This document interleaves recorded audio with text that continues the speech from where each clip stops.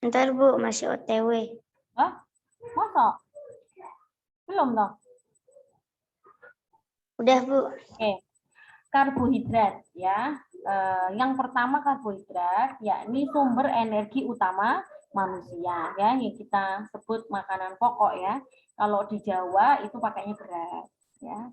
Kalau di daerah Sulawesi ya, daerah Maluku, Ambon itu pakai apa? Sagu ya. Kemudian ada yang pakai jagung ya, ada yang mungkin pakai kentang ya. Jadi segala macam zat makanan dari sumber makanan yang merupakan energi utama manusia. Kemudian yang kedua protein ya. Kemarin kita sempat membahas nih ya. Untuk karbohidrat ini kalorinya paling besar ya. Kalorinya, energinya paling besar bila dibandingkan dengan yang lain. Tapi kok lebih besar daripada yang lain ya. Tapi paling besar itu lemak ya. Paling besar lemak. Kemudian protein akan diproses menjadi asam amino ya, merupakan molekul protein yang paling sederhana yang bertugas untuk membangun otot, organ-organ tubuh, kulit dan rambut. Selain itu, fungsi hormon juga diatur oleh protein. Hormon itu contohnya apa sih? Contohnya hormon pertumbuhan ya. Dari bayi menjadi anak-anak itu hormonnya kan tumbuh ya. Kemudian hormon perasaan gembira itu ada yang mengatur ya. Ada hormon yang mengatur perasaan takut ya, perasaan berani itu ada, namanya hormon apa, adrenalin ya. Misalnya tiba-tiba dadakan ulangan ya, kalau pas sekolah offline ya, bukan pas, kalau pas lagi online gini nggak boleh ya dadakan ulangan ya. Kalau dadakan kuis boleh ya. Nah itu kan bikin spot jantung ya, sudah deg-degan nih. Nah itu yang bekerja hormon adrenalin ya, sehingga kita membuat kerja jantungnya dipercepat. Kemudian hormon yang mengubah glukosa ya, glukosa darah menjadi glukosa otot atau menjadi bentuk energi, yaitu hormon insulin. Nah, kekurangan hormon insulin pada manusia akan menyebabkan penyakit diabetes mellitus atau penyakit yang disebut dengan orang bilang kena gula darah gitu ya. Sebenarnya bukan kena gula darah, karena gula darah sendiri itu glukosa yang ada di dalam tubuh ya. Jadi yang tepat adalah kena penyakit diabetes. Kemudian yang ketiga lemak. Lemak terdiri dari dua, yakni lemak jenuh dan lemak tak jenuh. Nah, lemak yang tak jenuh ini ya lebih baik ya, karena apa? Karena kolesterolnya sedikit ya. Contohnya pada ikan ya, pada alpukat dan pada kacang-kacangan.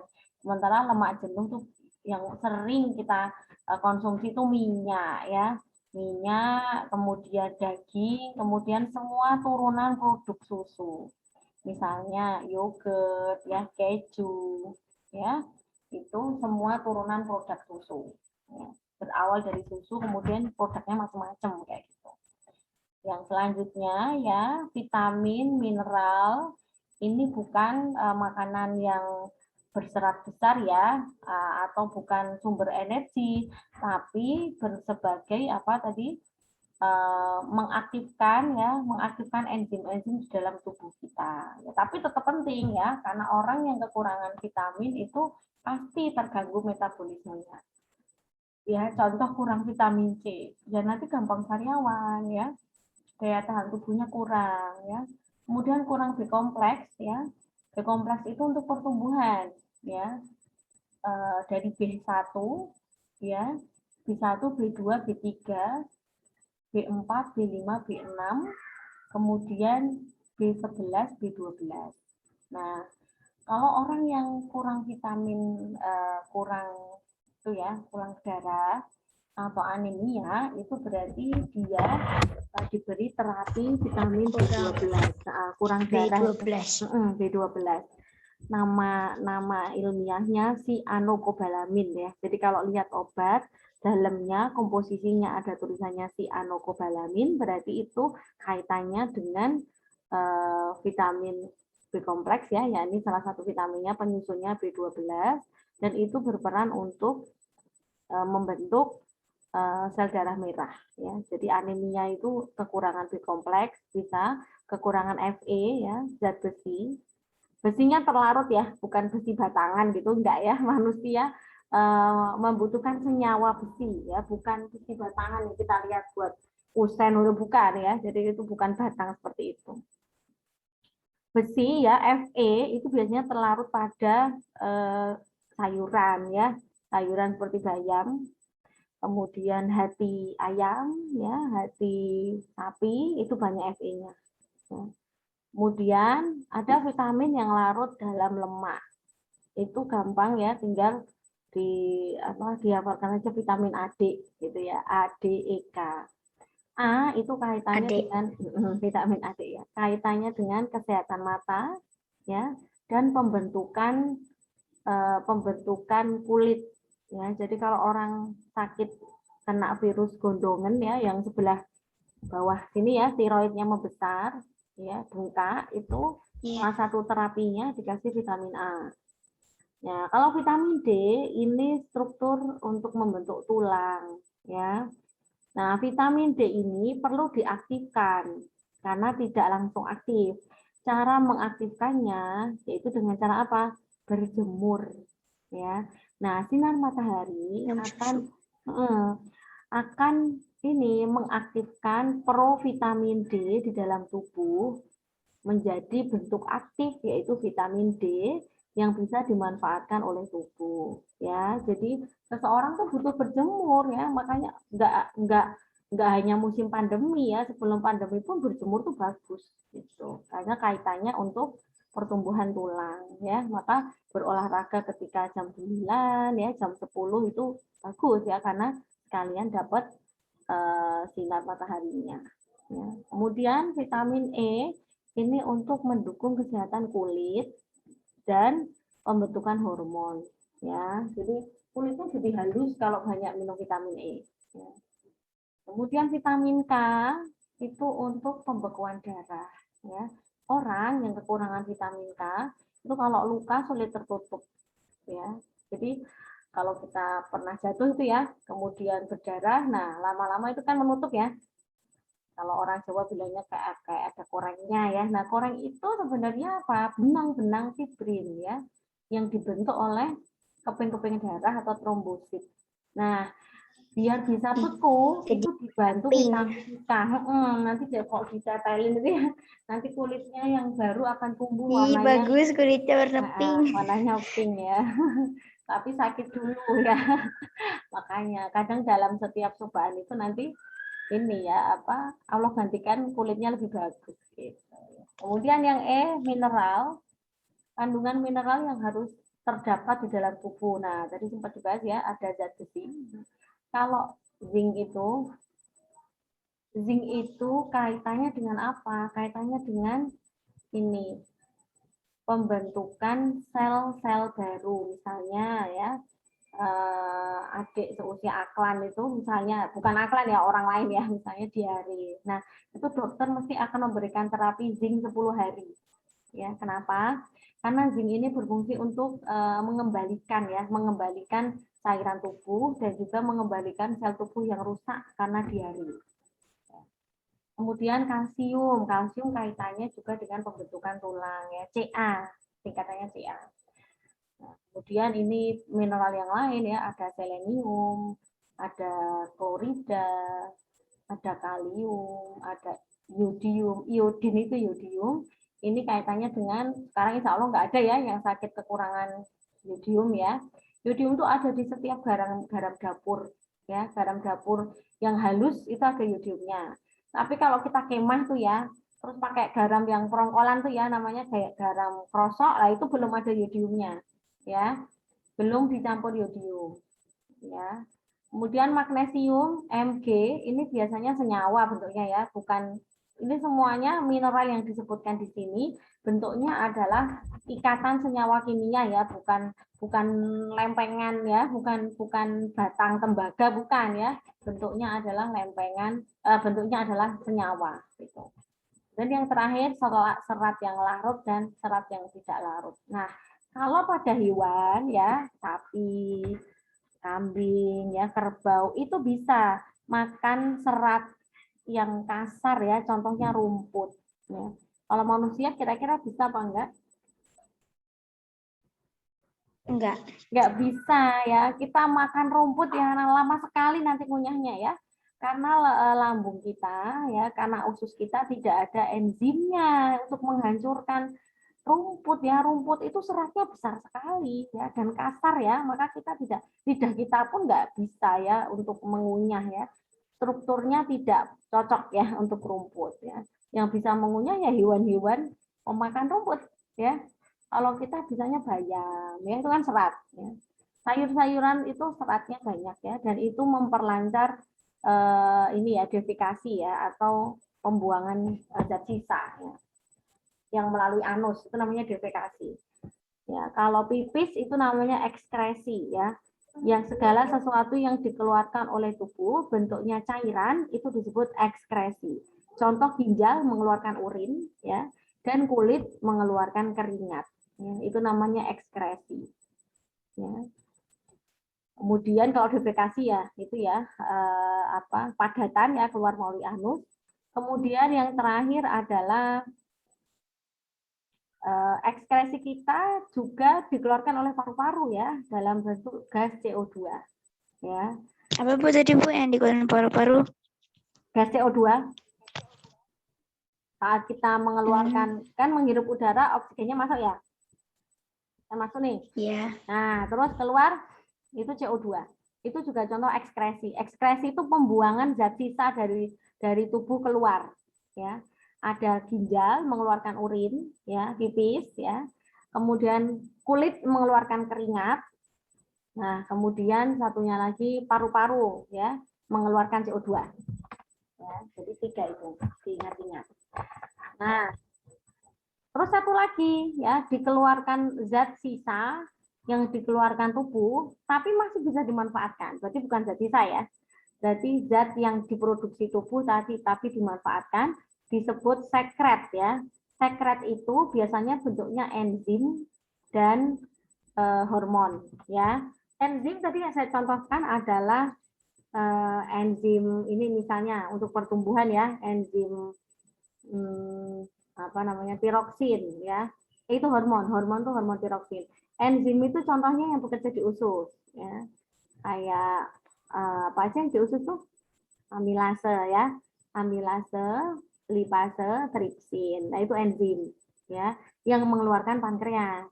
Nah pankreas ya kelenjar terbesar di manusia ini juga mengeluarkan hormon ya, ada insulin ya, ada adrenalin, banyak ya pankreas itu. Jadi kalau pankreasnya rusak bahaya ya. Karena apa? Regulasi hormon dan regulasi enzim terganggu. Ya. Oke, sekarang kita masuk ke surat Al-Baqarah ayat 26. Allah Subhanahu wa taala menyebutkan nyamuk sebagai salah satu hewan yang dijadikan sebagai perumpamaan dan sumber pengetahuan bagi salah satu tanda kebesarannya. Dunia sains menunjukkan bahwa hewan kecil ini merupakan hewan penyebab kematian, ya. Kematian manusia tertinggi di dunia dengan cara menyebarkan beberapa virus yang mematikan. Salah satu virus penyebab penyakit yang dibawa nyamuk adalah, nah sekarang kita cek. Virus hepatitis ya ini tidak dibawa nyamuk ya, tapi masuk melalui makanan ya. Hepatitis. Hepatitis itu menyerang hati ya. Kata hepa dari kata hati itu hepar ya. Kemudian yang kedua monkeypox juga bukan dari nyamuk ya. Kemudian bukan sabu jantung, salah kalimatnya ya. Nyamuk itu pembawa ya. Jadi nyamuknya itu mengandung virus begitu loh. Bukan nyamuknya sebagai virus bukan ya. Nyamuknya terinfeksi virus ya. Di dalam kelenjar air liurnya itu mengandung virus sehingga ketika dia menggigit manusia ya terjadilah pertukaran cairan toh, dia dapat darah dari manusia dan dia mengeluarkan air liurnya itu ya itu mengandung virus ya sehingga virusnya berpindah kayak gitu, paham ya. Nah kemudian yang virus Ebola juga bukan karena nyamuk ya, maksudnya faktornya. Monkeypox itu karena apa Bu? Kalau dari katanya kayak ini ya, kayak penyerang ini ya, penyerang apa? Kera ya, monkeypox ya. Yang sering keluar itu ya ini, cikungunya, DBD dan malaria. Ada lagi sebenarnya namanya filaria ya. Kakinya itu jadi gede banget kayak kaki gajah itu loh, bengkak besar itu ya. Kalau yang vektornya nyamuk yang pertama ini cikungunya, ini virus ya yang dibawa oleh nyamuk sehingga demam berhari-hari ya. Ini harus terapi di rumah sakit ini ya. Demam terus ya, pegel-pegel sebelum ada COVID ya. Mungkin beberapa orang saya pernah tahu dia sedang kena cikungunya ya. Jadi itu panas tinggi, badannya juga pegel-pegel semua gitu. Tapi nggak pilek batuk kayak COVID. Bisa nular nggak, Bu? Kalau nyamuknya berada di radius yang dekat, ya berarti yang menularkan itu nyamuknya itu. Gitu. Jadi bukan antar manusia penularannya ya. Kalau COVID kan antar manusia ya, misalnya ada yang batuk kan, nah dropletnya itu yang menyerang ya, artinya menjadi sumber virusnya. Kalau ini ya nyamuknya yang menyebarkan. Sehingga kalau misalnya ya ada di sebuah daerah nih, ada yang kena DB, maka daerah itu harus dilakukan penyemprotan ya untuk nyamuk-nyamuknya supaya mati. Kenapa? Karena dalam radius yang dekat nyamuknya kan berada di situ kan. Nah, itu bisa menyerang orang-orang yang imunnya sedang drop gitu. Ya. Karena virus itu pada dasarnya kalah dengan imun ya. Kalah dengan imunitas kita, pertahanan tubuh kita. Sel darah putih ya, kemudian sel nanti ada yang namanya sel makrofag ya. Kemudian ada yang namanya sel T, itu semua bentuk perlawanan tubuh ya. Nah, pertama kali tubuh melawan bentuknya demam, ya. Jadi demam itu bukan penyakit ya, tapi reaksi tubuh karena ada infeksi, ya. Ibaratnya begini, ada orang mau ngetok rumah, ya kan? Dia kan ketok-ketok rumah dulu ya, misalnya dia mau mencuri ya atau mau apa ya, kan mesti lewat pintu dulu. Nah, di pintu itu ada penjaganya di tubuh kita, ya. Ada sel darah putih, kayak gitu ya macam-macam sampai yang paling dalam tuh namanya inner killer cell ya. Nah, inner killer cell ini seluruhnya akan runtuh kalau dia kena penyakit AIDS, kena virus HIV ya, human immunology virus. Kalau sudah kena HIV, si penjaga terakhir pertahanan tubuh kita akan rusak gitu. Makanya orang sakit HIV itu kena flu aja meninggal ya, flu biasa aja, nggak usah COVID ya, flu biasa itu ya. Kenapa? Karena penjaga ya, tentara terkuatnya sudah dibunuh gitu ibaratnya. Gampang ya, ininya gampang ya, memikirkannya gampang gitu. Nah, saat kemudian ada pencuri yang mau masuk rumah ya, sel darah putih itu menjaga pintunya gitu ya. Intinya kamu jangan masuk. Nah, kan ada perlawanan tuh ya, ada Gobak sodor gitu ya, Bu. ya, Nanti kalau ada yang lolos, iya, kayak jaganya gitu. lagi. Betul. Jadi pertahanannya itu berlapis tubuh kita itu. Nah, kalau sudah sampai beberapa ya sel darah putih kita itu kolaps ya menghadapi si virus itu, jadilah demam. Gitu ya. Demam, maka kita perlu dibantu ya. Dibantu apa? Kalau tentaranya masih kurang terus, akhirnya kita minum obat deh. Gitu ya. Kita akhirnya minum obat ya. Kita perlu bantuan dari luar gitu ya. Nah, kalau kita sudah minum obat, dibantu tubuh kita dengan istirahat ya. Karena dengan istirahat, imunnya itu tubuh kita istirahat ya, maka energi yang dipunya tubuh kita tidak dipakai untuk berkegiatan kan, tapi dipakai fokus untuk membentuk tentara gitu ya. Jadi masya Allah ya, Allah itu mengatur tubuh kita sedemikian rupa. Makanya kenapa orang yang kurang tidur ya, orang yang kurang istirahat biasanya pusing ya, lemes. Kenapa? Karena energinya yang seharusnya dipakai ya untuk membuat sel darah merah ya, untuk membuat sel darah putih dipakai berkegiatan gitu ya. Jadi energinya kurang, jadilah ngantukan lah ya. Ngantuk itu kekurangan oksigen ya. Kita menguap itu kekurangan oksigen ya, lelah. Lah kalau sudah lelah gimana Bu? Ya tidur ya, itu sinyal bagi tubuh kita. Tapi kalau dikit-dikit tidur juga nggak boleh ya. Artinya berarti tubuhnya juga ketergantungan ya. Dikit-dikit capek, hati-hati ya. Jangan dituruti terus, tetap harus ada olahraga ya supaya oksigennya lancar di dalam tubuh kita ya, peredaran darahnya lancar gitu. Nah, kemudian yang ini, nah malaria. Kalau penyakit malaria ini juga faktornya nyamuk, faktor itu pembawa. Tapi bukan virus ya, malaria itu bukan virus, tapi salah satu bentuk hewan yang disebut protozoa. Ini hewan yang cuma punya sel satu ya. Kalau tubuh kita kan selnya banyak banget nih ya. Kita punya organ itu berarti selnya banyak. Kalau hewan ya, ini lebih besar dari virus ukurannya ya. Itu hewannya tubuhnya bersel satu, itu disebut protozoa. Nah, organismenya, hewannya ya, spesiesnya itu namanya Plasmodium malariae ya. Kalau kita kan Homo sapiens ya, yang kemarin di kelas sudah jelaskan itu ya. Kalau ada orang yang menemukan spesies baru ya, boleh menyertakan namanya di penemuannya gitu ya. Gitu. Kalau ini si hewan ini namanya Plasmodium malariae.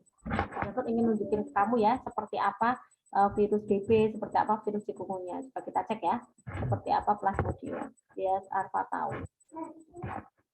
Plasmodium.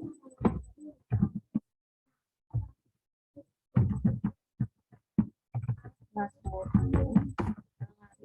Catur sinyalnya nggak bagus ya. Kenapa?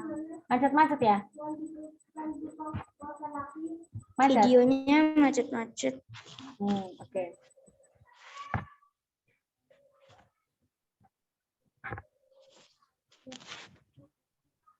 Kelihatan nggak, Pak? Warna sinyalnya merah. Ada ya? Gimana lihatnya?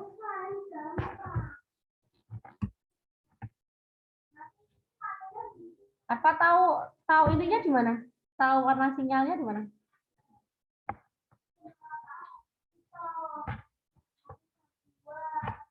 Tahu warna sinyalnya di mana, Pak? Kamu masih di mute.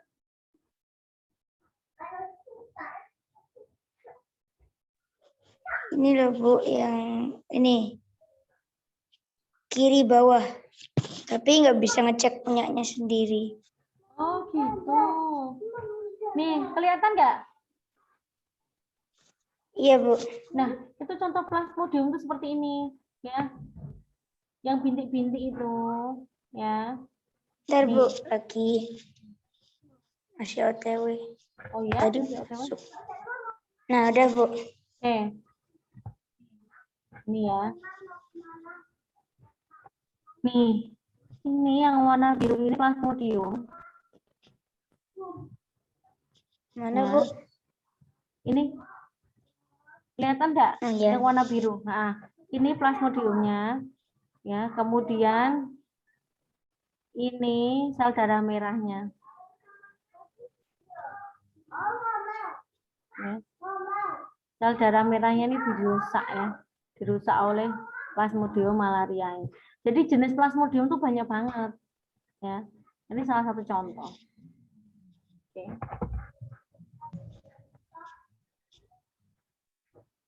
Bisa mati ya Bu? Oh iya, malaria itu mematikan. Ya, virus ini sering terdapat di daerah pertambangan. Kalau yang pada kerja di Pertamina itu hati-hati ya, nyamuknya tuh biasanya ada malarianya. Oke, lanjut ya. Sekitar 90% penderita rematik adalah orang yang berusia di atas 60 tahun. Untuk meminimalkan terjadinya rematik pada orang berusia 50 tahun disarankan agar jawabannya A itu ya, tidak mengangkat beban berat. Kenapa? Ya, orang rematik itu cairan di dalam sendinya itu menipis ya. Cairan sendinya menipis. Jadi nanti kalau kena rematik sakit banget itu. Ya. Seperti apa juga rematik. Jadi nggak bisa ngangkat beban berat gitu Bu? Kalau udah tua nggak boleh loh ngangkat berat-berat loh. Ya.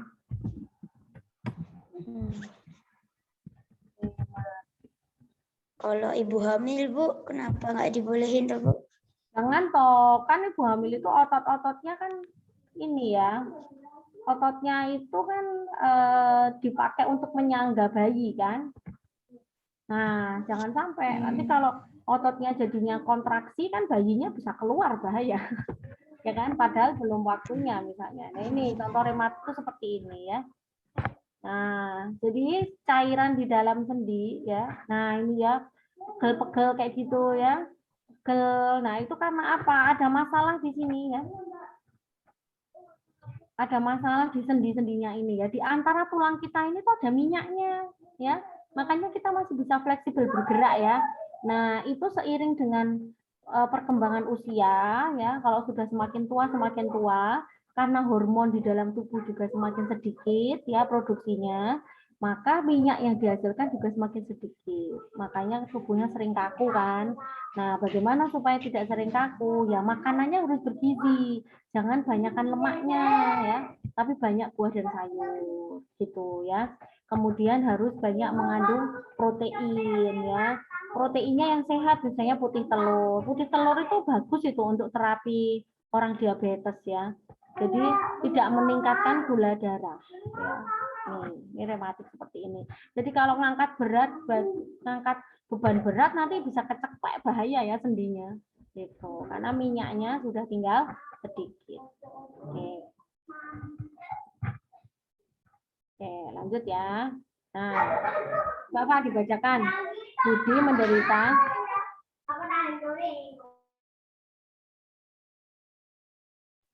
Budi menderita sakit punggung, demam, pusing, mual, dan sering mengigau saat tidur.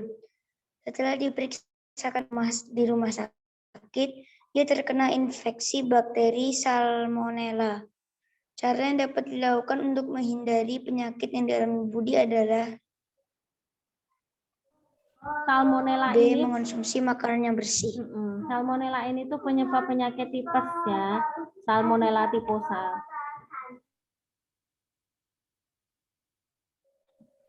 Ya, Salmonella typhosa itu penyebab penyakit tipes.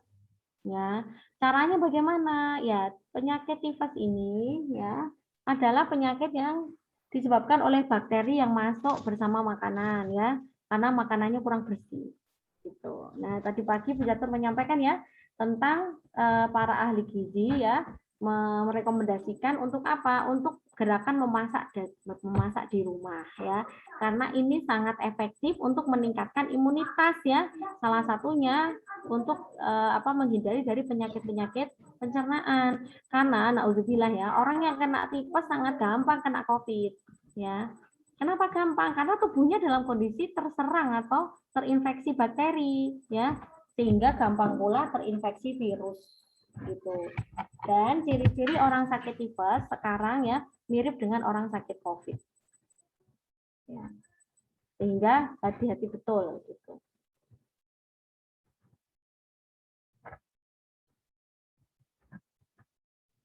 Oke, yang nomor selanjutnya masih ada waktu 3 menit. Nah, ini cerita tentang apa? Tentang pengelompokan ya organisme berdasarkan makanan. Ya.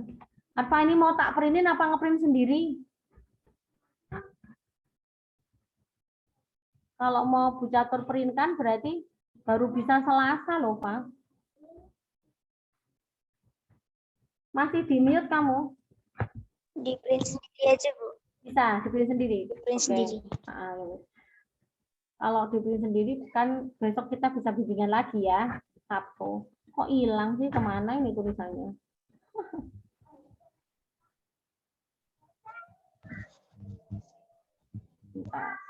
Tulisannya hilang.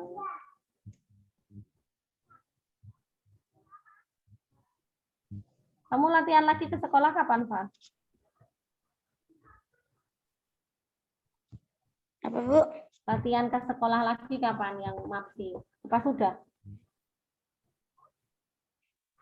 Udah selesai, Bu. Oh, sudah selesai. Karena sudah take video ya. Sudah. Ya. Oke. Ya, ini pengelompokan organisme ya berdasarkan makanan, anatomi, sistematika, dan sistem reproduksi dan habitatnya. Oke, kita bedah satu-satu dulu. Klasifikasi artinya pengelompokan. Ya. Makanan tahu ya. Anatomi itu struktur tubuh. Ya. kayak hewan ya kan beda ya sama manusia kayak gitu ya. Jadi ilmu yang mempelajari tentang struktur tubuh ya, bentuk tubuh. Anatomi itu struktur tubuhnya. Kemudian sistematika itu lebih ke penamaan ilmiah. Misalnya manusia Homo sapiens kayak gitu ya. Kemudian tadi Plasmodium malaria kayak gitu ya. Salmonella typhosa, nah itu ya itu penamaan nama spesies. Kemudian sistem reproduksi itu cara perkembangbiakan ya. Misalnya vivipar ya melahirkan, ovipar bertelur ya, dan ovovivipar bertelur dan melahirkan. Contohnya pada ular ya. Jadi ular itu dilahirkan dalam bentuk, jadi gini, di dalam tubuh ular itu dalam bentuk telur Ya, gitu. di tubuhnya ada telur. Pas belum keluar, menetas dulu, baru dikeluarin. Iya, gitu ya. Masya Allah unik sekali ya. Nah, ini waktunya sudah mau habis ya. Nanti Arfa baca dulu ini. Ya, Arfa baca ini ya. Diperhatikan. Kemudian besok kita diskusi yang belum tahu yang mana. Ya. Oke Arfa, terima kasih banyak. Hari Sabtu nanti bisa terkabari lagi karena yaitu banyak deadline membuat soal ya. Tetap semangat ya Pak. Kita tutup dengan bacaan hamdalah. Alhamdulillahirabbil alamin dan doa kafaratul majelis. Subhanakallahumma wa bihamdika asyhadu alla ilaha illa anta astaghfiruka wa atubu ilaik. Terima kasih Arfa. Tetap semangat. Ya. Assalamualaikum warahmatullahi wabarakatuh. Waalaikumsalam warahmatullahi wabarakatuh.